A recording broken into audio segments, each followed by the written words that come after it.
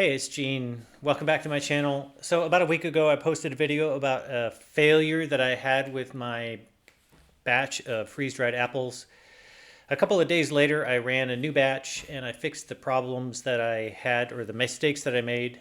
And I wanted to post this video now. It's probably about a week later, but the actual batch happened just maybe 2 days later. There's some interesting things in this video, so stay tuned. There's all kinds of information, not just about that batch, but about the freeze dryer in general. So enjoy. This is the apple coring and slicing jig that I've got. I got the one that does 16 slices at a time. I also have an 8. The 8, the size of the slices is, to me, they're a little bit too coarse. And so they stick up and they sort of barely fit in between the shelves on the Blue Alpine, which is the same pitch as most freeze dryers. So I got one. I really wanted to get one with 12, but I couldn't find one that easily. So I got one that does 16. And it works fine, although the apple slices are a little bit thinner than I would like. Now that's actually not a bad thing for giving away at trade shows, because it gives me more pieces that I can give away. But, you know, if I'm just doing it for a purely production standpoint, I think I might really try to find one that has 12 sections instead of 16 sections. But this works just fine. So after I slice them, I just throw them into a bowl full of water, and then I'll just throw in, citric acid, which is the acid that is in lemon juice. And you can buy this at the stores. Just at a grocery store. It's pretty cheap. It's not very expensive at all. So I'm going to show you my Blue Alpine setup. It's really quite basic, right? But whenever I'm going to start a batch, I just make sure that it's clean inside. And it's fine. It went through defrost. And there's always a little bit of water that accumulates in the back there. I just wiped it out with a dish towel. And that seems to work just fine. The drain line I have set up going into a glass steel jug. This is really nice because you can see the level in it. Turns out that 15 pounds of apples gives me just about a gallon of water. So the water level will actually come up quite almost to overflowing in this bottle. But I don't know, it's kind of a data point. So yeah, I closed my drain line before you start up, of course. By the way, I just use standard medical grade mineral oil for my vacuum pump. It's also called white oil. It's not as expensive if you buy it by the gallon as mineral oil, as opposed to quote unquote vacuum pump oil, which is simply white oil that's put into a bottle and then labeled vacuum pump oil. Okay, so I closed the drain line. I'm also going to close the vent now. You probably don't have a vent that's like this, right? So I modified my machine. It's actually really unsanitary practice to vent through your drain line, because that's where your bacteria will grow and accumulate. And when you vent air through a hose, you're actually, the air velocity through there is really fast, very high velocity. So you're going to atomize what's ever in there, and you're going to blow it all over your product while you're venting your chamber. So don't vent through the drain line. And just make an easy mod. You can buy these parts from online. I just think I got them from Amazon. So what you see here is it's just a stainless steel T and hose clamps. And then I just took a piece of the hose, the original vacuum hose, and made a little pigtail here piece. And then I put a ball valve with it just has a hose barb on both sides. So I'm going to close that vent. I replaced the hose because the vacuum pump gives off quite a bit of oil smoke when you first pump down. And my intention is to move the freeze dryer over here and put the vacuum pump outdoor and actually vent the oil smoke outdoor. And I think that's long-term going to be a much better place, but much better solution. Okay, but for now, I'm just going to close my chamber. I got the vent and drain shut, and I'm going to do quick start and start. And all I'm going to do here is just make sure, all I'm going to do is just get the the refrigeration going. Right, so at this point right now it's just on a fruit recipe, but it actually doesn't really matter what recipe I have it on, because I'm actually going to stop this cycle as soon as my chamber gets nice and frozen. And the nice thing about the Blue Alpine is you can watch the chamber temperature, and it'll come down quite fast. You can see right now it's about 69 degrees, but it'll be at minus 20 in maybe 10 minutes. Great refrigeration system on the Blue Alpine. Okay, it's been, I guess 11 minutes, and you can see my chamber temperature is minus 25.2 Fahrenheit. So, it's time to load the chamber.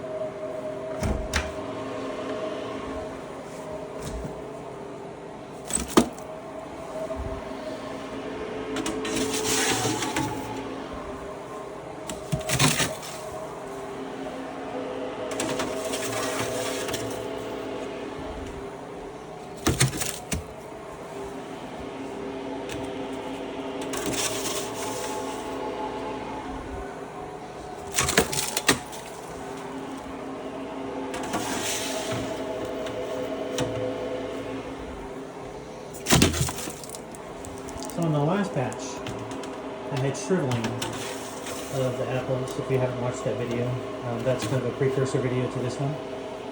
And the reason I had shriveling is because I didn't pre-freeze deep enough. I only pre-froze for about 6 hours. And that was good enough to get the apples frozen, but not really hard frozen. So this time they've been in there for about a day. But I'm going to do one extra step too, because I have apples that I've done with a day freeze plenty of times before. I showed it in my last video. Here, let me show you again real quick. So, yeah, so here's a bag of apples. Here's a bag of apples that I've done in the past. And you can see that the quality is fairly decent. There's a little bit of caving here, concaving, but the apples are really snappy and crunchy, so they're really good. And all you have to do to get really good quality product coming out of your freeze dryer, well, not all you have to do, but one of the key components is to pre-freeze. And you can pre-freeze in your unit, but that's a hack way to do it, right? It's okay for home use, but it's a hack way to do it. So if you want really good quality, just pre-freeze in a freezer. So it's also, I mean, this is a $200 freezer. That's what it cost when I bought it years ago.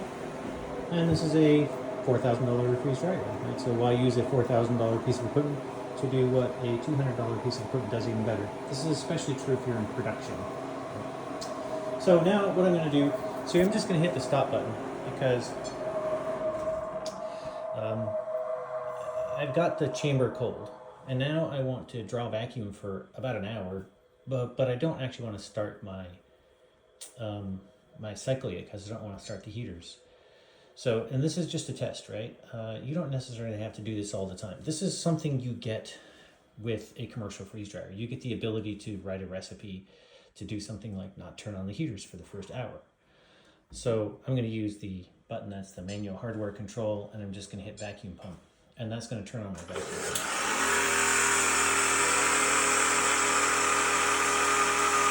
There, you can see the pressure is dropping in the chamber, as it should.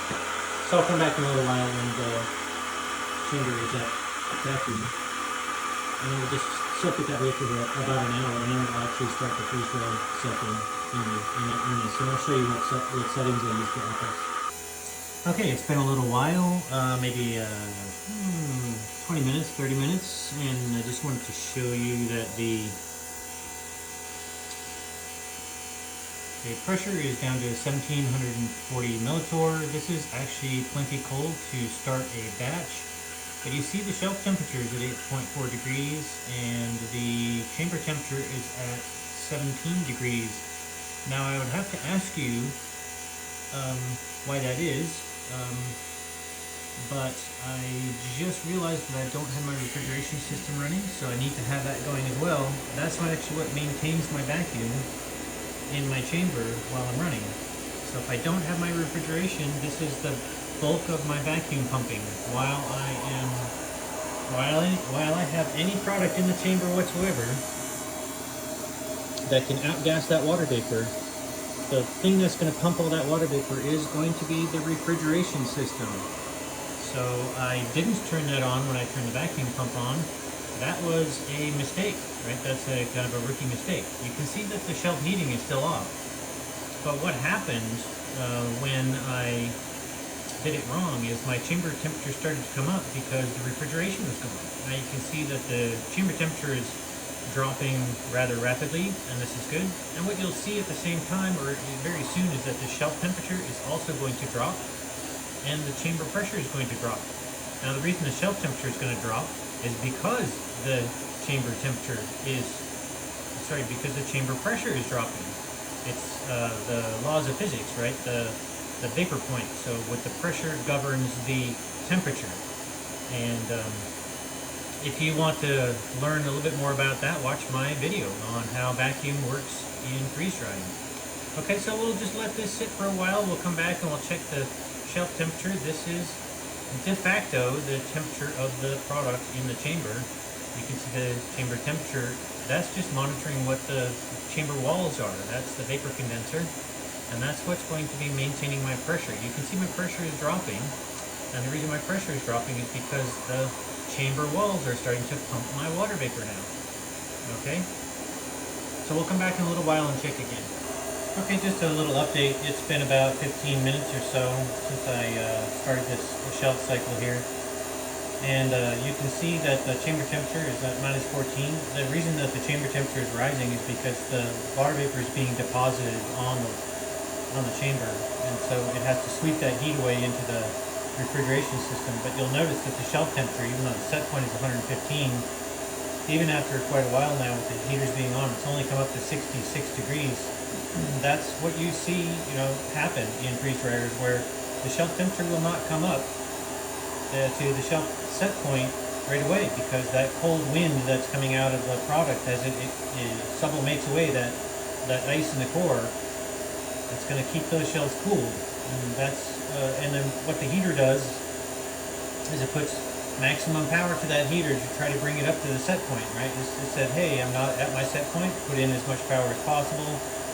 So right now you have your max power going into your heaters.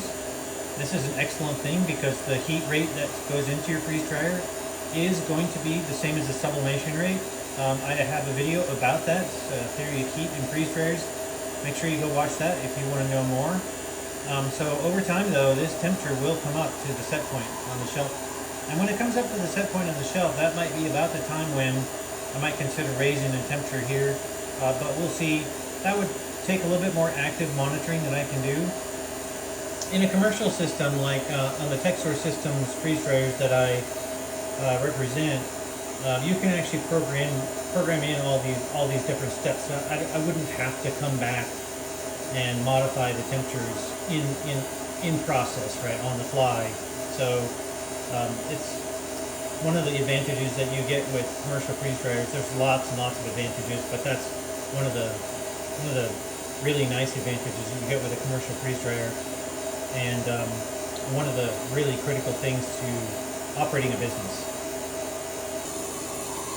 So this morning you can see I've got an hour, almost 2 hours left in my cycle to run.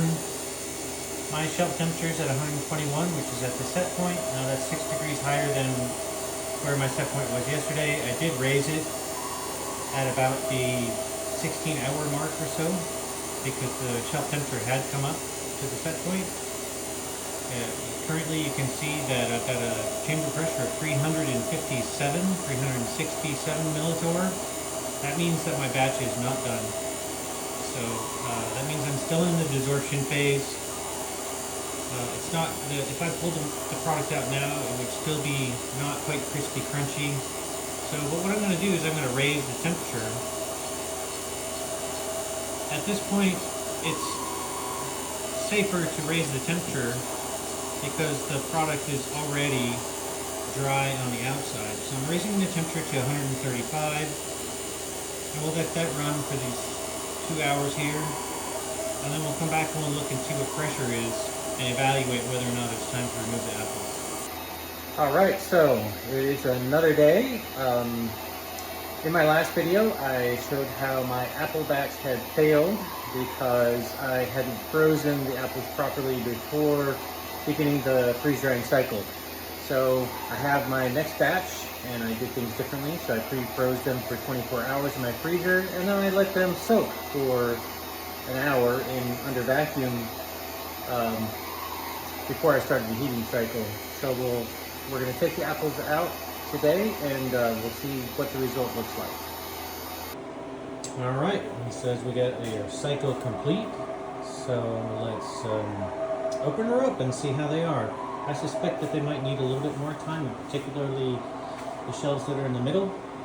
But it has been about 23 hours, and it's a full batch of apples. That's about 15 pounds. So the first step to do, of course, is to vent the chamber. Vacuum pump is off. So vent the chamber, remember, venting through the pump line, not through the drain line. I usually start my vent a little bit slow. I don't just open it full throat.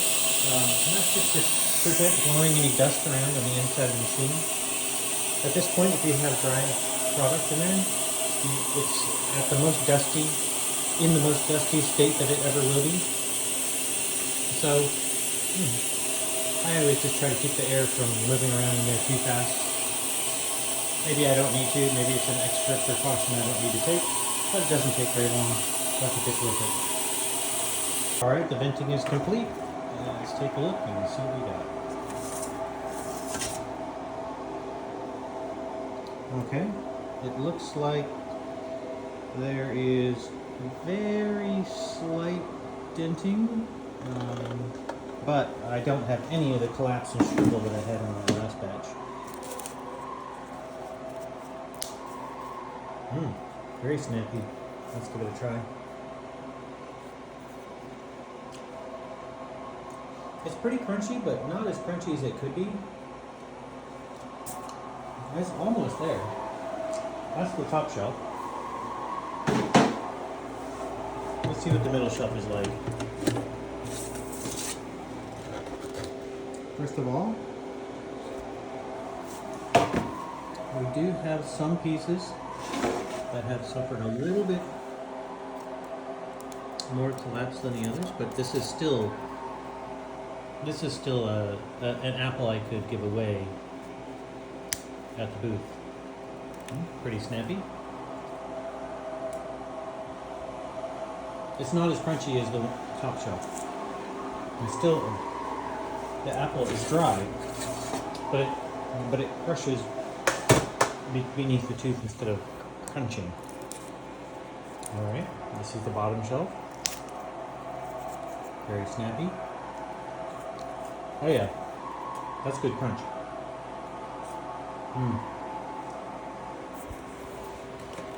I notice on this batch, there's a little concavity, but actually the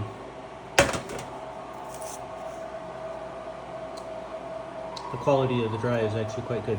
So what was the difference? It was simply freezing it better. So I remember I did two things. I froze it in my freezer first, and then when I put it in my chamber, I drew vacuum, and I had to do it manually. I drew vacuum, and I let it sit under vacuum for a couple of hours until the shelf temperature got down to minus 20 something degrees Fahrenheit. And that's really what it takes, right? If you want to not suffer collapse when you draw vacuum and when you start to dehydrate the material, remove the moisture, it's got to be frozen so that it locks that shape into place. It preserves all the colors. We don't have any significant amount of browning.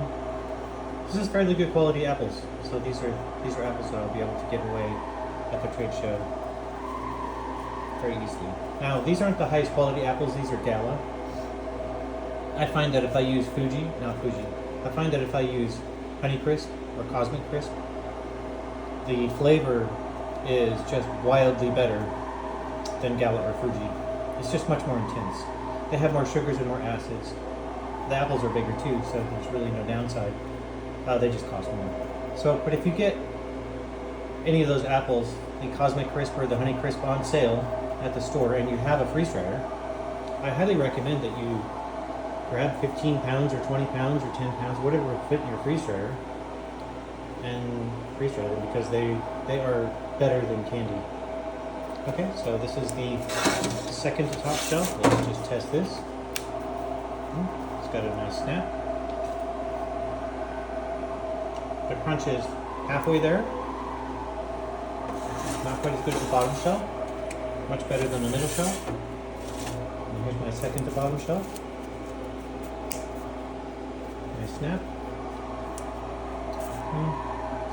It's more squishy than crunchy. Okay. So I have two shelves that had squishy product. So those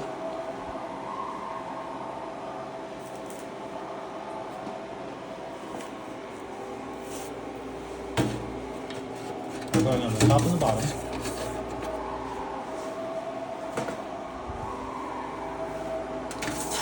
The rest I will put in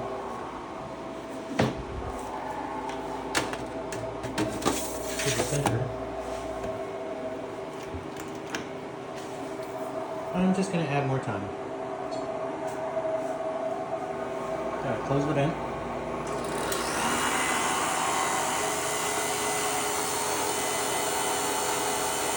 Now the product is dry, so there's very little danger there's no danger that I'm going to ruin the product at this point by bringing it up to atmosphere and pulling back in again, even if the shelves are still heated at temperature. Let me zoom in on that so you can actually see. So currently my set point is 135. My actual shelf temperature is 130. That means I did cool down a lot while I was testing the product. My chamber temperature is at minus 15. That's just fine.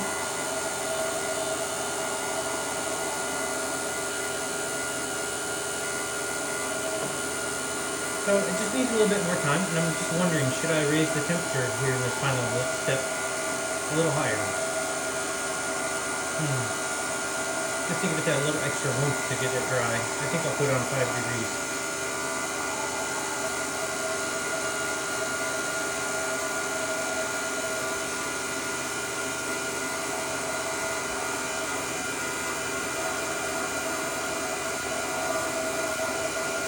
Now please remember that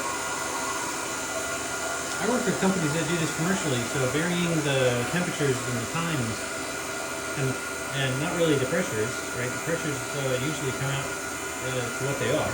Either you have a pressure set point, and this recipe has I think a 1200 millitorr set point. So the pressure is going to end up being whatever the pressure is at that set point, if you have pressure control philosophy in your machine. But the temperatures of the shelf is really, and the time is what you vary in your process recipe. So I'm actually quite used to seeing temperatures, especially at the end of cycle, go up to a higher degree, and that's to help you with that desorption phase, right? The moisture has to basically diffuse out of the product, and diffusion has 3 factors: time, temperature, and concentration gradient. So, and time and temperature are on the opposite side of the equation, so the higher the temperature, the lower the time. It just means that a higher temperature helps the diffusion process go faster. The concentration gradient is basically 0 in the vacuum, and whatever the concentration of the moisture is in your product. Okay, gradient just means a big difference between. Okay, so we're going to come back in about another hour and 57 minutes and just check on it. And I suspect that they're almost there already. 2 out of 5 shelves are ready to package as is. So I think by the time 2 hours elapses, they'll all be ready. Okay, I know that was a long video. I hope it didn't bore you too much. So we had a power outage not so long after I finished that last segment there. The product turned out great. It was all very crispy, crunchy.